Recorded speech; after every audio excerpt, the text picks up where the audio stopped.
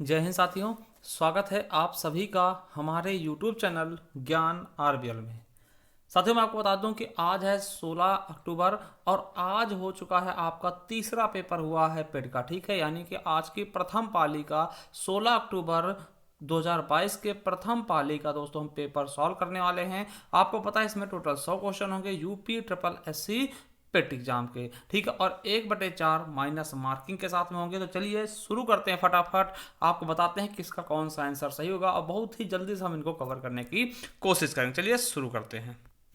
साथियों पहला क्वेश्चन क्या है कि निम्नलिखित में से किस अधिनियम ने बैंकों के राष्ट्रीयकरण के लिए शर्तें निर्धारित की थी। तो आपको पता होगा कि इसका सही आंसर क्या होगा। ए नंबर होगा बैंकिंग कंपनियां उपक्रमों का अधिग्रहण और हस्तांतरण अधिनियम 1970। क्योंकि आपको पता होगा कि 1969 में दोस्तों जब आपकी चौथी पंचवर्षीय योजना चल रही थी उस समय 14 बैंकों का राष्ट्रीयकरण किया गया था जिनकी पूंजी कितनी थी, 50 करोड़ से अधिक थी। उसके अलावा पता कि 1980 के आसपास दोस्तों जब छठी पंचवर्षीय योजना में 6 बैंकों का राष्ट्रीयकरण किया गया था जिनकी पूंजी 200 करोड़ से अधिक थी। तो दोस्तों हमारा बिल्कुल सही ऑप्शन क्या हो जाएगा, हमारा ए नंबर एकदम राइट हो जाएगा। चलिए दूसरा क्वेश्चन क्या कहता है कि 1991 में नई आर्थिक नीति के तहत उदारीकरण और निजीकरण की पहल का प्रयास परिणाम निम्नलिखित में से कौन सा सुधार था मेरे साथियों। तो आपको पता है एलपीजी लाया गया था। क्या एलपीजी लाया गया था कब दोस्तों, 1991 के बाद। कौन सा मॉडल था, तो राव मनमोहन मॉडल। बहुत ही अच्छे से हमने समझाया था कि इस समय दोस्तों आपके प्रधानमंत्री कौन थे, नरसिम्हा राव जी, और वित्त मंत्री कौन थे, मनमोहन सिंह जी। उनके द्वारा लाया गया था, इसीलिए हम मनमोहन सिंह को उदारीकरण का जनक कहते थे। दोस्तों क्या हो जाएगा, एलपीजी लिबरलाइजेशन, प्राइवेटाइजेशन और ग्लोबलाइजेशन, यानी कि वैश्वीकरण हो जाएगा। क्या हो जाएगा, वैश्वीकरण। हमारा सी ऑप्शन बिल्कुल और बिल्कुल राइट हो जाएगा। चलिए अगला है, निम्नलिखित में से किसे भारत में हरित क्रांति के जनक के रूप जानते हैं। दोस्तों हमने कई बार बताया है कि एम एस स्वामीनाथन। अगर आपने हमारे नोट्स से पढ़े होंगे ना तो सब कुछ दोस्तों वहीं से आया है, आपको पता होना चाहिए। तो एम एस स्वामीनाथन दोस्तों ये क्या है, भारत में हरित क्रांति के जनक है। आपको बता दें अगर विश्व स्तर पूछता तो क्या होता है, नॉर्मन ई बोरलॉग। क्या दोस्तों, नॉर्मन ई बोरलॉग होते दोस्तों। वर्गीज कुरियन क्या है, इनके बारे में आपको पता होना चाहिए कि वर्गीज कुरियन दोस्तों आपके दुग्ध क्रांति जनक हैं, यानी कि ऑपरेशन फ्लड के जनक हैं। ठीक है, चलिए आगे मेरे साथियों देखते हैं। नेक्स्ट क्वेश्चन क्या है कि भैया चौथा क्वेश्चन है कि भारतीय संविधान के लिए डीपीएसपी यानी कि राज्य के नीति निर्देश सिद्धांत निम्नलिखित में से किस संविधान से प्रेरित है। दोस्तों हमने कई बार बताया है कि कहां से प्रेरित है दोस्तों, तो आयरलैंड से लिए गए। कहां से कहां तक है, 36 से 51 तक है। कौन सा भाग है, तो भाग आपका साथियों कौन सा है, 4 है। ठीक है, एक एक चीज हमने समझाया था बहुत ही अच्छे से। चलिए अगला है कि भारतीय संविधान के अनुच्छेद 19 में कौन सा अधिकार शामिल है। दोस्तों आपको पता होगा वाक एवं अभिव्यक्ति की स्वतंत्रता। क्या वाक एवं अभिव्यक्ति की स्वतंत्रता दोस्तों शामिल है, बी ऑप्शन बिल्कुल राइट होगा। चलिए अगला है कि संसदीय प्रणाली में कार्यपालिका किसके प्रति उत्तरदायी है। दोस्तों आपको पता होगा लोकसभा के प्रति, मगर दोस्तों इसका सही आंसर अगर मानेंगे तो हो सकता है दोस्तों विधान मंडल मान ले। ठीक है, विधान मंडल मान ले। ठीक है, चलिए अगला क्वेश्चन क्या है, निम्नलिखित में से कौन सी भारतीय संविधान की मुख्य विशेषता नहीं है। तो देखिए लिखित और विस्तृत संविधान दोस्तों आपको पता है विश्व का सबसे विस्तृत संविधान अपना ही है। और देखिए एकल नागरिकता बिल्कुल सही। सार्वभौमिक मताधिकार दोस्तों आपको पता 18 साल से ऊपर के व्यक्ति मत डाल सकते, बिल्कुल सही है। मगर दोस्तों 2 स्तरीय सरकार नहीं है। दोस्तों क्या है, 2 स्तरीय सरकार, ये बिल्कुल भी हमारी विशेषता नहीं है। चलिए आगे क्वेश्चन देखते हैं। अगला क्वेश्चन क्या है, एक हार्स पावर लगभग कितने वाट के बराबर होता है। आपको पता होगा 746 वाट के बराबर होगा, बहुत ही पहले आपने पढ़ा होगा। ठीक है, चलिए अगले क्वेश्चन तरफ बढ़ते हैं कि निम्नलिखित में से कौन सी एक रासायनिक अपक्रिया नहीं। दोस्तों देखिए रासायनिक अपक्रिया क्या होती है, जिस चीज देखिए आप किसी चीज को रूपांतरित कर फिर उसी भाग में प्राप्त कर लेना, देखिए वो रासायनिक जैसे वो क्या होते हैं दोस्तों, वो रासायनिक नहीं होती। जैसे पानी का भाप में रूपांतरित, देखिए भाप में बनाओगे फिर भाप को पानी में परिवर्तित कर सकते हैं। ठीक है, तो हमारा दोस्तों डी ऑप्शन बिल्कुल और बिल्कुल राइट हो जाएगा। 10वां क्या है, पारिया निम्नलिखित में से किसका रोग। दोस्तों आपको पता होगा ये तो एक नॉर्मल चीज है, किसमें होगा, तो आपको पता है दोस्तों मुंह के मसूड़ों में दोस्तों होता है, मसूड़ों का रोग है। ठीक है, चलिए अगला है मेरे साथियों, तो फ्लोएम दोस्तों एक ऊतक है जो किसमें पाता है। दोस्तों आपको पता होगा कि फ्लोएम पाता है पौधों का एक ऊतक है। ठीक है, पौधों का एक ऊतक है दोस्तों फ्लोएम। ठीक है, ये चीज आपको बहुत अच्छे से पता होगी। चलिए अगला है भारत की पंचायती राज व्यवस्था के कितने स्तर। दोस्तों बहुत बार चिल्ला चिल्ला के हमने बताया था कि भैया हम यहाँ पे 3 स्तरीय इसको अपनाए हुए हैं। ठीक है, ग्राम है ना, ब्लॉक और जिला दोस्तों आपको पता होगा कि त्रिस्तरीय सिफारिश किसने की थी, तो बलवंत राय मेहता समिति जी द्वारा, किसके द्वारा, बलवंत राय मेहता समिति सिफारिश दोस्तों अपनाया गया था। देखिए 2 स्तरीय की बात कर ले तो अशोक मेहता समिति और 4 स्तरीय पीकेवी राव समिति, ठीक है, सब चीज हमने बताया था, आपको पता होगा, हमसे आपने पढ़ा होगा। तो चलिए अगला क्वेश्चन है कि निम्नलिखित में से सबसे बड़ा भिन्न कौन सा है दोस्तों, तो आपको पता होगा कि ये 7/8, इसका बिल्कुल सही आंसर होगा, आप आंसर को मिला लीजिएगा। देखिए ये आया आपका क्वेश्चन कि 6.73 की घात 203 माइनस 4.38 की पावर 3, ठीक है, ये क्वेश्चन दोस्तों, इसका सीधा सा आंसर आप समझिएगा कि इसका बिल्कुल और बिल्कुल सही आंसर आपका दोस्तों क्या हो जाएगा। देखिए यहां पे आप इसको घटा लेंगे ना कि 673 है ना, इसको घटाएंगे 4.38 से दोस्तों, तो बिल्कुल सही आंसर आपका तैयार हो जाएगा। क्या हो जाएगा दोस्तों, 2.35, कितना, 2.35। अगला है कि 19 का कितना परसेंट दोस्तों, 7.6 होगा, तो आपको पता होगा कितने परसेंट होगा, तो 40% दोस्तों, बिल्कुल और बिल्कुल राइट हो जाएगा। अगला है कि 60 से 80 के बीच सभी अभाज्य संख्याओं का औसत होगा। पहले आपको दोस्तों अभाज्य संख्याएं लिखनी है 60 से 80 के बीच, और उनको जोड़ के दोस्तों जितनी अभाज्य संख्या आपने जोड़ा उनसे भाग देना होता है। तो दोस्तों इसका बिल्कुल और बिल्कुल सही आंसर क्या हो जाएगा, तो साथियों इसका 70.2 हो जाएगा। ए ऑप्शन बिल्कुल और बिल्कुल राइट हो जाएगा। चलिए अगला क्वेश्चन दोस्तों रूट से आया है, ठीक है, रूट से आया दोस्तों, तो 17 का बिल्कुल सही ऑप्शन क्या हो जाएगा, ये किसका रूट है दोस्तों, तो आपको पता होगा 2.35 का, ठीक है। चलिए अगला निम्नलिखित में से कौन सा एसिड कार बैटरी में प्रयोग किया था दोस्तों, आपको बताओ H2SO4 यानी सल्फ्यूरिक अम्ल, जिसको हम तेजाब भी कहते हैं, क्या बोलते हैं, तेजाब भी कहते हैं, सल्फ्यूरिक अम्ल H2SO4 साथियों। चलिए अगला देखते हैं, अगला क्वेश्चन क्या है हमारा 19 नंबर, ठीक है, कि श्वेत और श्वेत, देखिए हिंदी आ चुका, देखिए श्वेत में इसका होता है सफेद, आपको पता होगा सफेद हो जाएगा, और श्वेत में होता है पसीना दोस्तों, हमने पढ़ाया था, उसमें आपको नोट्स में मिल जाएगा। खाक में मिलना दोस्तों क्या होता है, सब कुछ नष्ट हो जाना, खाक में मिल गए, ठीक है।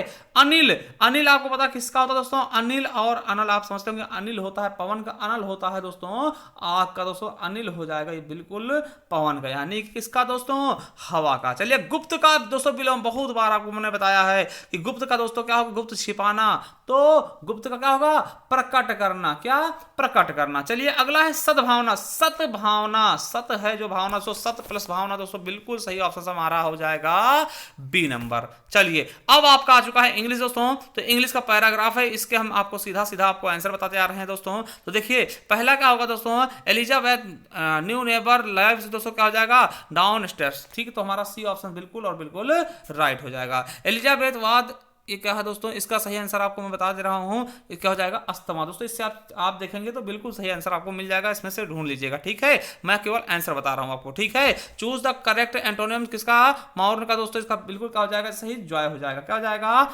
जॉय हो जाएगा दोस्तों। अगला है कि दोस्तों इसका सही क्या होगा, ठीक है, इसका सही क्या होगा, ठीक है, कि गिव वन ऑफ, देखिए वन ऑफ सब्स्टिट्यूशन बताना आपको कि one who sells articles and public sales दोस्तों, उसको क्या बोलेंगे, हमारा डी ऑप्शन बिल्कुल और बिल्कुल राइट हो जाएगा। चलिए अगला है सेंटेंस बताना दोस्तों, एक्साइल का क्या होगा, तो बिल्कुल सही ऑप्शन क्या हो जाएगा, बैनिशमेंट, क्या हो जाएगा, बैनिशमेंट दोस्तों, हमारा बिल्कुल और बिल्कुल राइट आंसर हो जाएगा। चलिए 29 नंबर देखते हैं, 29 नंबर का कहा गया है साथियों कि दोनों कथनों को पढ़ें और तय करें कि निम्नलिखित में से कौन सा उत्तर विकल्प दोनों कथनों के बीच संबंध को सही दर्शाता है। पहला है कथन क्या है कि पुलिस प्राधिकरण ने हाल ही में शहर में सुबह के समय चौकसी बढ़ा दी। अब देखिए फिर क्या कहा गया, दूसरा क्या है कि शहर में छोटे मोटे अपराधों की घटनाओं में काफी कमी आई दोस्तों, बिल्कुल सही। देखिए पहला वाला क्या है, कथन है, उसका कारण क्या हुआ, देखिए कथन उसके कारण क्या हुआ, देखिए कारण क्या हुआ कि भैया वहां पे आपके छोटे मोटे अपराध खत्म हो गए दोस्तों, ए ऑप्शन आप सही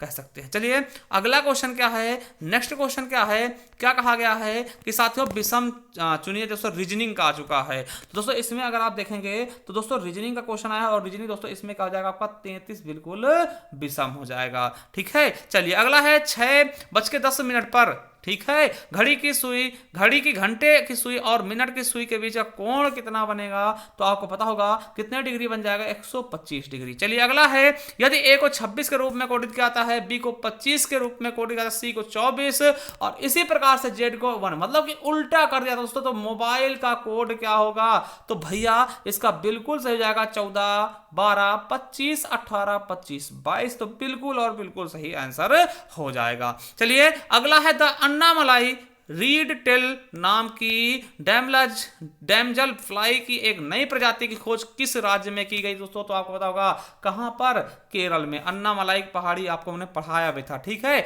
चलिए अगला है, गोपी ने विवेक से कहा कि वह व्यक्ति मेरी मां के इकलौते भाई का पिता है, तो बताइए भैया उन्हें क्या, उनसे क्या संबंध होगा दोस्तों, नाना लगेंगे। क्या लगेंगे, वो उनके क्या लगेंगे, नाना लगेंगे मेरे साथियों। चलिए अगला है कि INS तरकस ने लाल सागर में नौसेना के जहाजों अल्मास यानी PC-411 और निमेर PC-413 के साथ एक समुद्री साझा अभ्यास का आयोजन किया है, तो कहां किया दोस्तों, तो सूडान।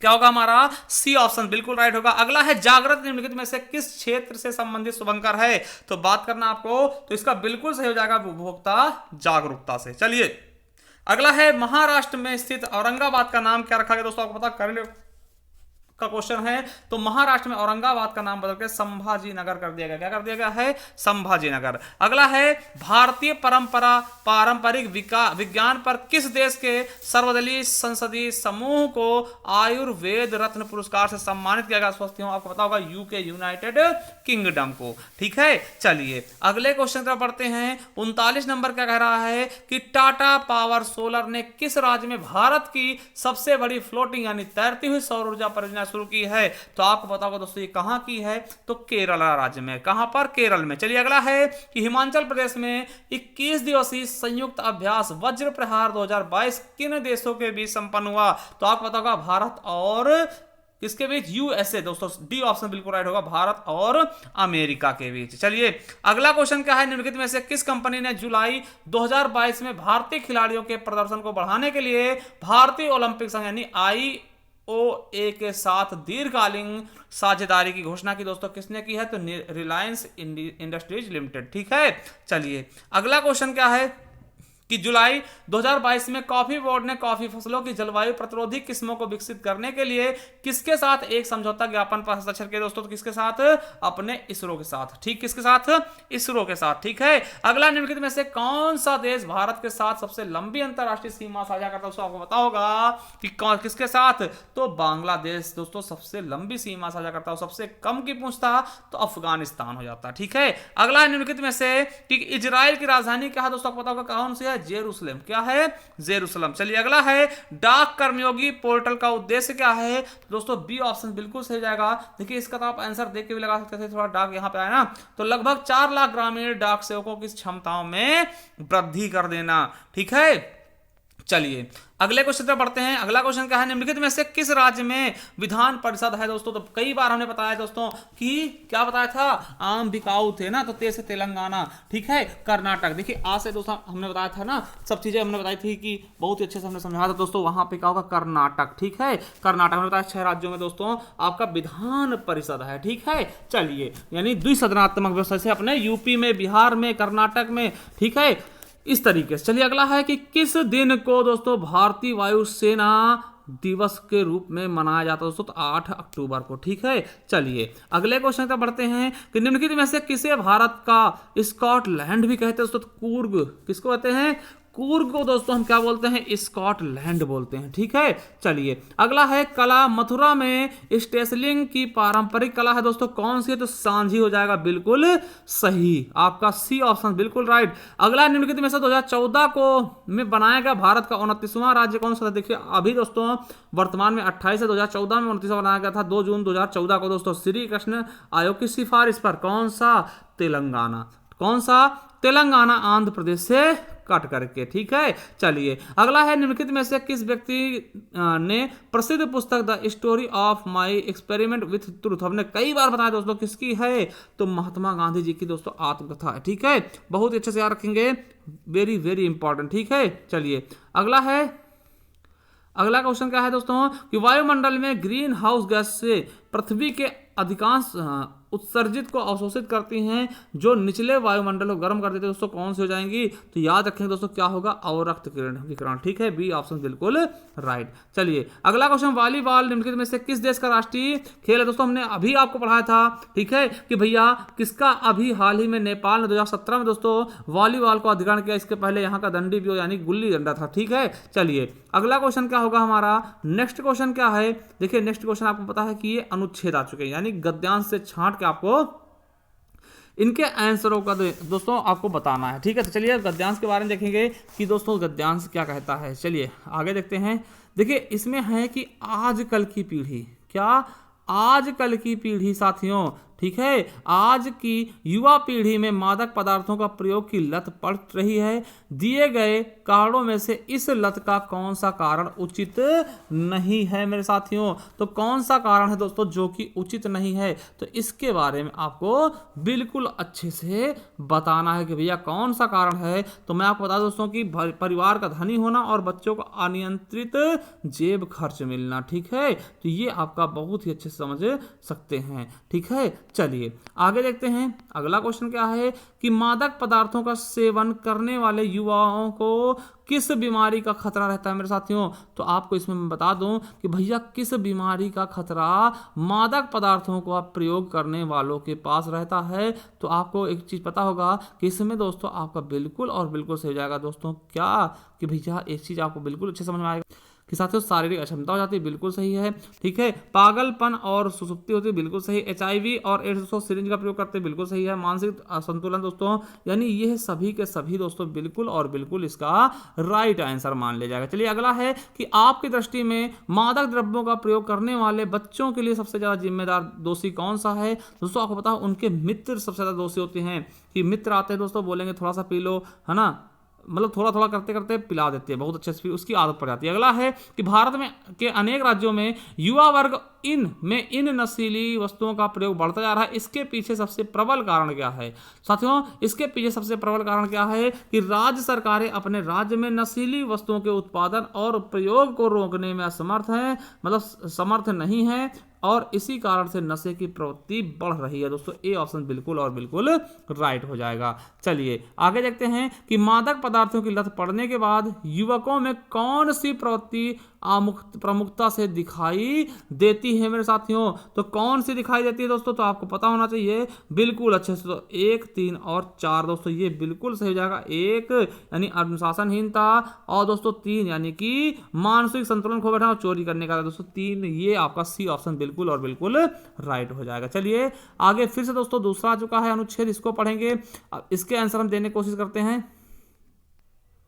कि रमेश ने 5,000 रुपए के शेयर खरीदे। इस आधार पर निम्नलिखित में से कौन सा विकल्प सही है मेरे साथियों? तो दोस्तों कौन सा विकल्प बिल्कुल और बिल्कुल सही हो जाएगा ये आपको बताना, यानी कि आपका बिल्कुल सही ऑप्शन कौन सा होगा? 2, 4 ये दोस्तों, यानी कि रमेश की यह बचत जोखिम वाली है और दोस्तों शेयर खरीदना निवेश है। तो हमारा 2 बी ऑप्शन बिल्कुल राइट हो जाएगा। चलिए अगला क्वेश्चन क्या है? अनुच्छेद के आधार पर बताइए कि दीर्घकालीन लक्ष्य को पाने के लिए निवेश के विषय में निम्नलिखित में से कौन सा तथ्य क्या है? अशुद्ध है मेरे साथियों। तो बिल्कुल सही ऑप्शन का होगा कि कौन सा इसमें से अशुद्ध है साथियों, ये आपको बताने की कोशिश इसमें से करनी है। तो बताइए इसका बिल्कुल सही ऑप्शन क्या हो जाएगा साथियों? जब इसमें आप पढ़ेंगे इसको अच्छे से तो दोस्तों इसका बिल्कुल सही ऑप्शन जाएगा 1, 3, 4। चलिए अगला है कि निम्नलिखित में से बताइए कि कौन सा विकल्प निवेश का उदाहरण नहीं है? तो मेरे साथियों इसमें से कौन सा विकल्प है जो निवेश का उदाहरण बिल्कुल भी नहीं है?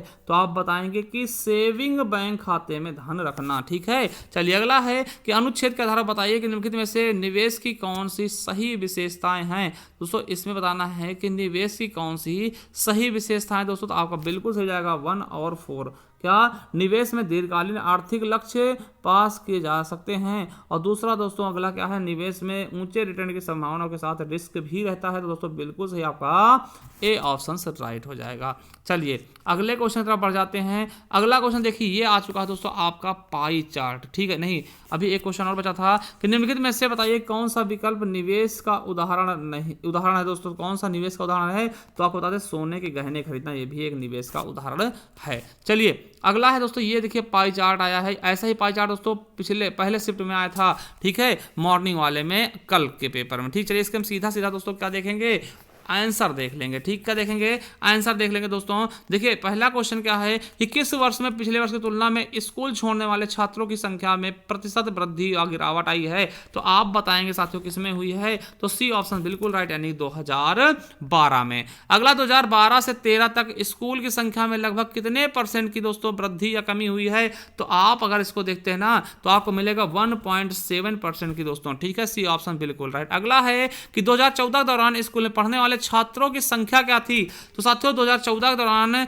स्कूल में पढ़ने वाले छात्रों की संख्या कितनी थी, 3150। कितनी, 3150 दोस्तों। अगला है दी गई अवधि के दौरान किसी भी वर्ष में स्कूल में शामिल होने वाले छात्रों की न्यूनतम संख्या स्कूल में छोड़ने वाले छात्रों की अधिकतम संख्या का अनुपात। दोस्तों पिछले एकदम सेम वैसा ही क्वेश्चन दोस्तों पूछ लेगा 7-10। ठीक है, वैसा ही दोस्तों। ठीक है, अगला 2013 में स्कूल में पढ़ने वाले छात्रों की संख्या 2016 में स्कूल में पढ़ने वाले छात्रों की संख्या का कितने % है, तो आप अगर इसको हम सही से पढ़ते दोस्तों तो आपको समझ में आएगा कि भैया 93.75%। ठीक है, चलिए अब दोस्तों अगला पाई चार्ट ये दोस्तों पोल वाला। ठीक है, इसमें देखते हैं कि वर्ष 2005 और 2006 का औसत उत्पादन निम्नलिखित में से किस वर्ष के युग्म के औसत उत्पादन के बराबर ठीक है दोस्तों, 2002 और 2007। बिल्कुल सही ऑप्शन आपका डी नंबर हो जाएगा, यानी कि डी नंबर इज राइट हो जाएगा। ठीक है, चलिए अगला क्वेश्चन देखते हैं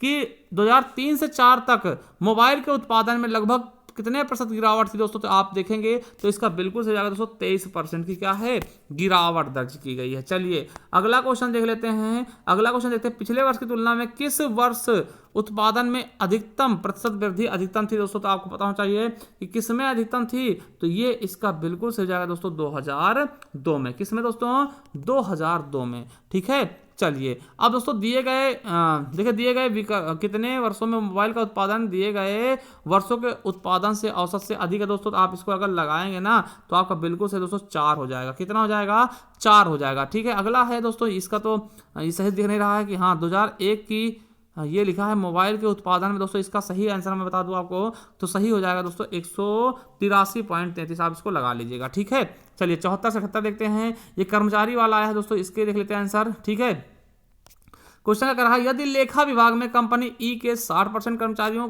के पास MBA की डिग्री है और अनुसंधान विभाग में उसी कंपनी के 40% कर्मचारियों के पास MBA की डिग्री नहीं है, तो कंपनी ई में कितने कर्मचारियों के पास MBA की डिग्री है मेरे साथियों, तो कितने के पास है, तो आप बताएंगे भैया 77 के पास है। कितने के पास, 77 के पास भैया है। ठीक है, चलिए अगला है 75 नंबर, कंपनी ए के लेखा कर्मचारियों की कुल संख्या कंपनी ई के अनुसंधान कर्मचारियों की कुल संख्या से लगभग कितने % अधिक थी, तो भैया इसका बिल्कुल और बिल्कुल सही सटीक आंसर क्या हो जाएगा, तो आपको पता होगा 134.29%। कितना, 134.29%। चलिए आगे देखते हैं, कंपनी ए और सी दोनों के लेखा विभाग में कार्यरत कुल पुरुष कर्मचारियों की कंपनी बी और डी दोनों के अनुसंधान विभाग में कार्यरत कुल महिला कर्मचारियों का अनुपात कितना था दोस्तों, बिल्कुल और बिल्कुल सही क्या हो जाएगा, इनके रेशियो की यहां पे बात की गई है दोस्तों, तो आपको बिल्कुल अच्छे समझना है कि क्या हो जाएगा इसका बिल्कुल सही आंसर।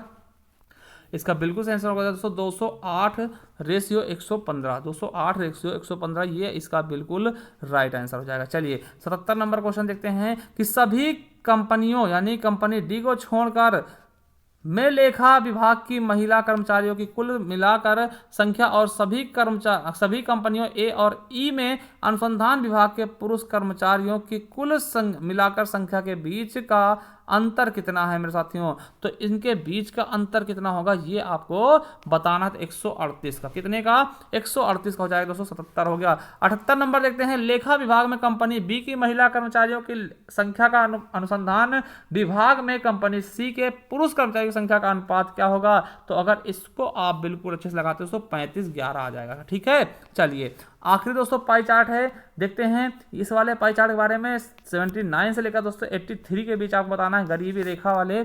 ठीक है, इनको देखते हैं। पहला क्वेश्चन क्या है, राज्य डी में गरीबी रेखा से ऊपर आने वाली महिलाओं की संख्या क्या होगी। यदि यह ज्ञात हो कि राज्य डी की जनसंख्या 7 मिलियन थी दोस्तों, 7 मिलियन थी, यानी कि क्या हो जाएगा 2.4 मिलियन। चलिए अगला क्वेश्चन क्या है, यदि राज्य सी के लिए गरीबी रेखा से ऊपर आने वाले पुरुषों की जनसंख्या 1.5 मिलियन है तो राज्य सी के कुल जनसंख्या कितने % होगी। तो आपको बता देना 5 मिलियन। क्या हो जाएगा, 5 मिलियन बिल्कुल राइट हो जाएगा। चलिए अगला क्वेश्चन क्या है कि यदि राज्य बी के लिए गरीबी रेखा से नीचे पुरुषों की जनसंख्या 2.4 मिलियन और राज्य ई के लिए 6 मिलियन है तो राज्यों बी और ई की कुल अनुपात, जनसंख्या का अनुपात क्या होगा। तो बिल्कुल अच्छे से आप समझ रहे होंगे दोस्तों, क्या हो जाएगा 1:2। ठीक है, 1:2। चलिए अगला है, यदि राज्य सी की कुल जनसंख्या 4 मिलियन है तो राज्य सी में गरीबी रेखा से ऊपर आने वाले महिलाओं की कुल संख्या कितनी होगी दोस्तों। तो आपको भी पता होगा कितनी, 2.4 मिलियन हो जाएगी। ठीक है, चलिए अगले क्वेश्चन तरफ है कि राज्य क्या दोस्तों, राज्य ए के लिए गरीबी रेखा से ऊपर आने वाले पुरुषों की लगभग जनसंख्या क्या होगी। यदि राज्य ए के लिए गरीबी रेखा से ऊपर आने वाली महिलाएं 1.8 मिलियन है दोस्तों, तो इसका बिल्कुल सही हो जाएगा इनमें से कोई नहीं। ठीक है, चलिए आगे देखते हैं दोस्तों। 84 नंबर क्वेश्चन क्या कह रहा है हमारा कि गौतम बुद्ध को ज्ञान किस नदी के तट पर दोस्तों प्राप्त हुआ था। तो आपको भी पता होगा दोस्तों, किस नदी के तट पर, निरंजना नदी के तट पर। किस पर दोस्तों, निरंजना नदी के तट पर दोस्तों। अब देखिए इसमें कहा गया हर्षवर्धन दोस्तों अपनी राजधानी थानेश्वर से कहां ट्रांसफर की थी। तो आपको पढ़ाया था हमने, कहां की थी, कन्नौज में दोस्तों। जो ऑप्शन कन्नौज हो वो आपका सही हो जाएगा, कन्नौज को। ठीक है, चलिए ये हमने बहुत अच्छे पढ़ाया था। आपको पता होगा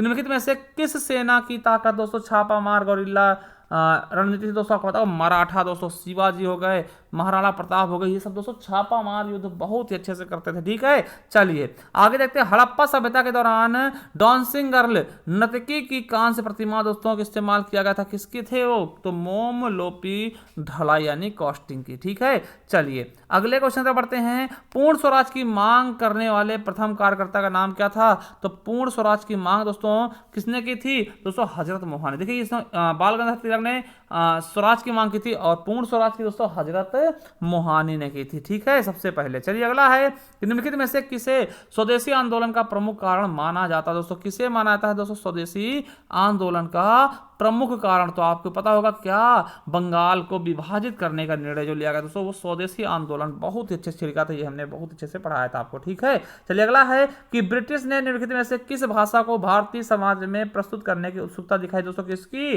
तो संस्कृत को दोस्तों, किसकी, संस्कृत को दोस्तों। ठीक है, चलिए आगे देखते हैं। अगला क्वेश्चन क्या कह रहा है हमारा कि भारत सरकार अधिनियम 1935 के प्रावधानों में से ब्रिटिश सरकार के अंतिम अधिकार का एक उदाहरण कौन सा है।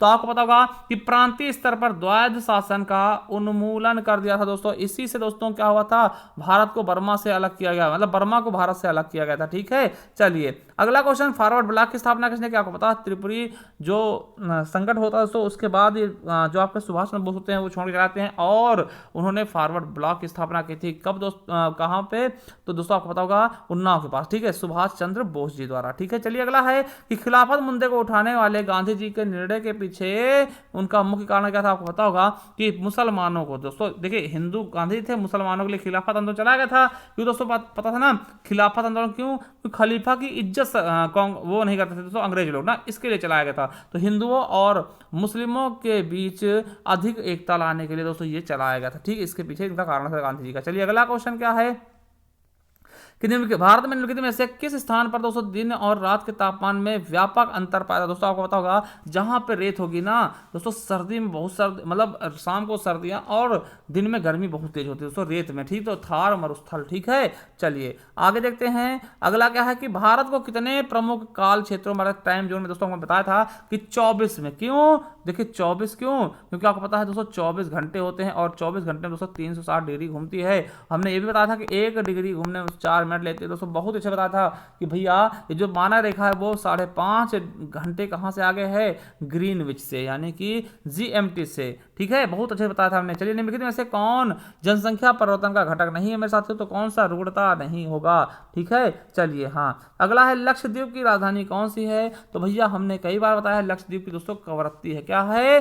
कवरत्ती है मेरे साथियों। लक्षद्वीप की राजधानी क्या है? कवरत्ती है। अगला क्वेश्चन क्या है कि स्थिरता के साथ विकास के उद्देश्य से निम्नलिखित में से कौन सी पंचवर्षीय योजना शुरू की गई थी? दोस्तों आपको पता होगा कि चौथी पंचवर्षीय योजना शुरू की गई थी। अगला है कि निम्नलिखित में से किसमें व्यक्तियों या व्यक्तियों के समूह के व्यक्तित्व वाले व्यवसाय शामिल हैं दोस्तों? तो किसमें है मेरे साथियों ये सब चीजें? तो आपको भी पता होगा किसमें है, तो निजी क्षेत्र में। किसमें साथियों? निजी क्षेत्र में दोस्तों, ठीक है। चलिए अगला और अंतिम क्वेश्चन, उस जंगल का नाम बताइए जिसे पृथ्वी ग्रह के फेफड़े के रूप में जाता है। दोस्तों आपको पता होगा अमेजन वर्षा वन दोस्तों, बहुत ही भयंकर वन होते हैं दोस्तों, ठीक है। तो ये हमारे हो गए 100 क्वेश्चन। आपके कितने क्वेश्चन काट पीट के बन रहे हैं हमें कमेंट बॉक्स में कमेंट कर दीजिएगा। और हमारा टेलीग्राम चैनल, अगर इसकी पीडीएफ चाहिए और आंसर की चाहिए दोस्तों, हमारा टेलीग्राम चैनल ज्वाइन कर ले जिसका नाम है ज्ञान RBL ऑफिसर। क्या? ज्ञान RBL ऑफिशियल, ठीक है। तो ज्वाइन कर लीजिएगा।